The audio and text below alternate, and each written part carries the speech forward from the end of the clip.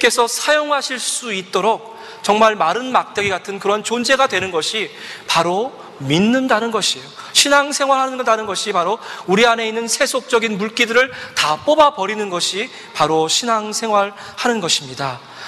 우리의 마음에 소금이 없다면, 그래서 우리 가운데 있는 세상의 물기를 뽑아낼 수 없다면 그런 사람들은 교인이라고는 얘기할 수 있어요. 그러나 진정한 크리스찬이다 라고는 얘기할 수 없는 것입니다. 자, 소금의 세 가지 특징에 대해서 얘기했죠. 첫 번째가 뭡니까? 짠맛을 내는 거죠. 두 번째는 뭐예요? 숨을 죽이는 겁니다. 세 번째는 그리고 썩는 것을 막아주는 거예요. 마지막으로 소금의 네 번째 특징이 있는데 얼어붙어 있는 것을 다 녹여줍니다. 여러분, 올해도 눈이 참 많이 왔어요. 그죠? 루트 2, 95 이렇게 타다 보면 정말 눈 치우는 차들이 딱 어김없이 나타납니다. 눈 오기 전부터 소금을 뿌려요. 소금을 길에다 쫙 발라놓아요. 그리고 눈이 오는 동안에도 열심히 뿌립니다. 눈이 끝나고 나도 눈을 녹이려고 또 소금을 뿌려요. 그 소금차를 보면서 도대체 저 많은 소금을 다 어디서 퍼왔나 하는 그런 생각도 많이 해봤는데, 왜 소금을 뿌립니까? 소금에는 꽁꽁 얼어붙은 빙판을 녹일 수 있는 힘이 있기 때문에 그렇습니다. 오늘 마가복음 본문 말씀에 이렇게 기록되어 있어요. 소금은 좋은 것이다. 그런데 소금이 짠맛을 잃어버리면 역시 아무데도 쓸데없다 라고 말씀하신 뒤에 마태복음에는 없는 말씀이 하나 붙어 있습니다. 무슨 말씀입니까? 서로가 너희 마음 가운데 소금을 두어서 화목하게 지내라. 이 말씀이 무슨 말씀이에요? 소금이 없기 때문에 우리 관계가 얼어붙는다는 것입니다. 우리 마음 가운데 소금이 없기 때문에 사랑하는 가정이 일터가 살 얼음판이 된다는 것입니다. 만약 우리 마음 가운데 소금이 있다면 어떠한 멋진 일이 벌어집니까? 내가 먼저 죽게 되지요. 만약 우리의 소금이 아직도 짠맛, 그 제맛을 간직하고 있다면 화를 막 내긴 냅니다. 그러다가도 얼른 정신 차리고 성질 죽이고 이제 숨 고르기를 할 수가 있습니다. 날마다 배추가 소금에 절여지듯이 우리의 성질과 숨을 좀 죽일 수 있는 여유가 생긴다는 것입니다. 마음 가운데 고요와 평안을 얻기 원하시죠? 그렇다면 우리의 마음에 소금이 먼저 뿌려져야만 하는 것입니다. 소금을 통해서 우리의 숨이 골라지고 소금을 통해서 우리의 숨이 죽어지기 때문에 그렇습니다. 십자가에 저와 여러분이 못 박혀지지 않고는 절대로 남편과 아내 사이에 용서가 있을 수 없습니다. 자식과 부모 사이에 화해가 있을 수 없습니다. 여러분의 일터와 직장과 학교가 그리스도의 사랑으로 덧입혀질 수 없는데, 그 이유는 우리 마음 가운데 소금이 없기 때문에 그렇다는 것입니다. 나는 그리스도와 함께 십자가에 못 박혔습니다. 그렇기 때문에 내가 사는 것은 이제 내가 사는 것이 아니라 내 안에 계신 그리스도께서 사신 것입니다. 사도 바울은 갈라디아 교회에 이렇게 말씀했습니다. 많은 분들이 갈라디아서를 자유의 복음이다 이렇게 얘기해요. 그런데 진정한 자유를 얻기 위해서는 먼저 죽음이 있어야 된다는 겁니다.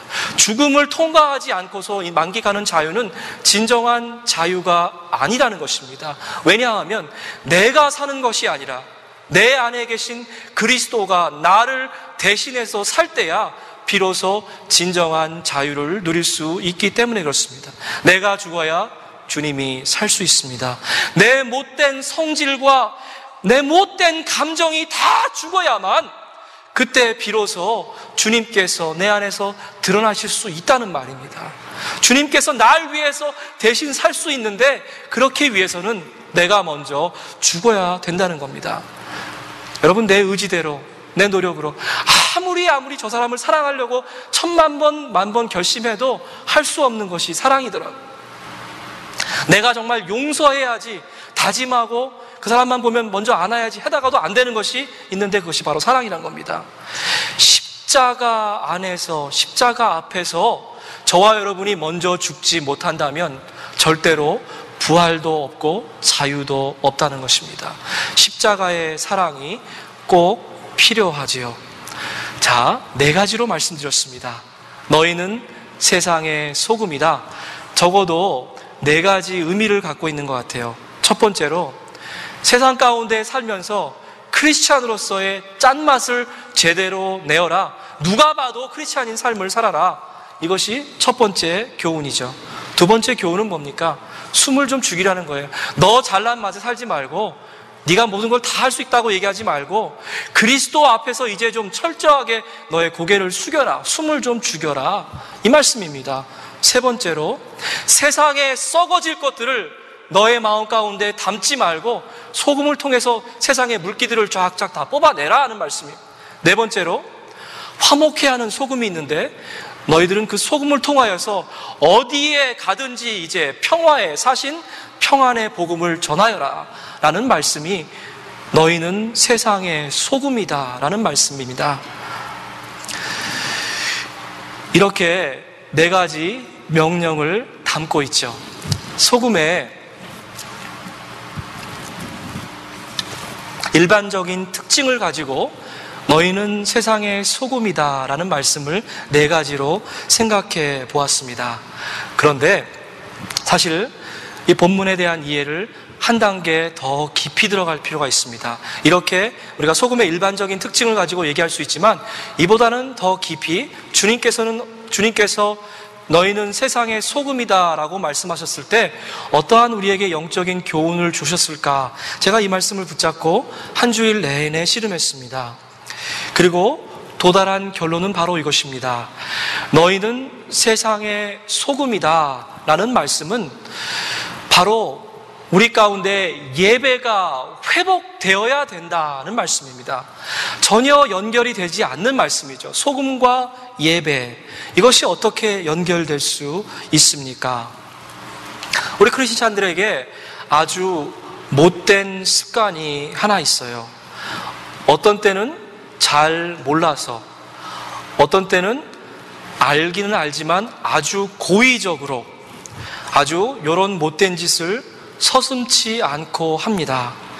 하나님을 우리 마음대로, 우리의 뜻대로 하나님을 길들이려 합니다. 내 계획, 그리고 나의 욕망과 야망 안으로 하나님을 이제 끌어들여오려고 하는 거죠. 입술로는 하나님 함께 가십시다. 내가 하나님을 모시고 한 걸음 한 걸음 가겠습니다 라고 얘기하지만 사실은 우리들의 욕망과 욕심에 눈이 벌게져가지고 하나님을 어떻게 하면 이용해 먹을까? 라는 아주 못된 생각을 하고 있는 것입니다. 하나님이 어떤 분입니까? 하나님은 우리의 계획대로, 우리의 방법대로, 우리의 시간대로 따라오셔야 되는 분이 아닙니다. 만약 그렇게 생각하고 계시다면 뭐가 잘못돼도 정말로 잘못됐다는 것입니다. 거꾸로 돼야 되죠. 우리가 하나님의 시간에, 우리가 하나님의 방법에, 우리가 하나님의 뜻을 쫓아 살아가는 것이 바로 예배자의 삶이라는 것입니다. 여러분 혹시 마음 가운데 두 하나님을 섬기고 계시지는 않습니까? I am who I am. 스스로 계신 지존하신 여호와 하나님이 한 분에 계시고, 또 한편에는 내가 원하는 대로 내 마음대로 마음껏 부려먹을 수 있는 그러한 하나님, 말씀은 여기에 있지만 내 뜻대로 그 말씀을 해석해서 하나님을 내 종처럼 부려먹을 수 있는 그러한 하나님, 두 하나님을 섬기고 계시지는 않습니까? 며칠 전에 기독교 교리에 관해 써있는 어떻게 두툼한 책을 잡고 읽었습니다. 그 책을 읽다가 제 마음 가운데 아주 거룩한 분노가 치밀어 오르는 것을 느꼈습니다. 이런 말이 기록되어 있더라고요. 안식일이 꼭 주일일 필요가 없다. 봐라, 옛날에는 토요일이었고 편리에 따라서 목요일날 예배할 수도 있고 금요일날 예배할 수도 있다. 안식일을 지키는 것은, 주일날 예배당에 모여서 예배를 드리는 것은 율법주의다. 그렇기 때문에 율법에 얽매일 필요도 없다. 불가피한 상황에서 주의를 지키지 못한다고 할지라도 절대로 괴로워할 필요가 없다. 제가 이런 글들을 읽으면서 정말로 순수한 복음,